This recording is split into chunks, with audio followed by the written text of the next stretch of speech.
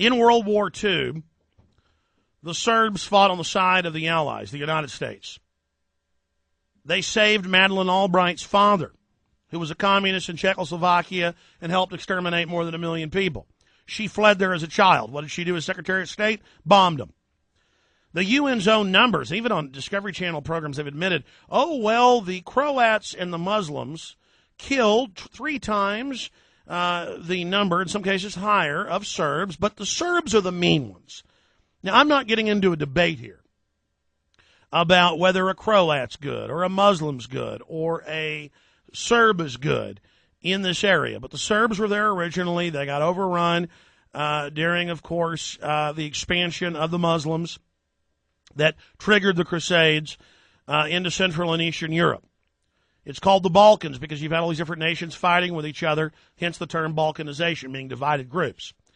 The Serbs, after World War II and the intervening years, they had Tito, and then after the Soviets supposedly fell apart, it broke into all those pieces. And the Croats who backed Hitler and the Muslims who backed Hitler came in 2-1 and started slaughtering Serbs, invading, killing everybody. Now, I'm just reporting the historical facts. The Serbs fought back, Arkan fought back, Slobodan Milosevic fought back. Kosovo has been part of Serbia for more than 1,000 years. Kosovo was just like a region, like Texas, or an area, comprised about 25% or so of the Serbian nation. The Serbs under Tito were universal. They didn't let Muslims and Christians fight with each other, or the predominantly Catholic Croats who backed Hitler. They came in. They brought more Muslims in from Albania, which was also a socialist state, a communist state. And then the Croats, funded by the CIA in the early 1990s, this is all declassified now, began attacking schools, police, school buses, killing them. Real Al-Qaeda. Bin Laden then went to the region. That's mainstream news. Of course, he worked for CIA. Of course he did. Then when the Serbs fought back, the media hyped it. Hillary went and stood when she was basically vice president with Al Gore. You know, she was basically vice president or co-president with Clinton. She went and stood behind barbed wire fences put up by NATO and said, look, they're behind barbed wire.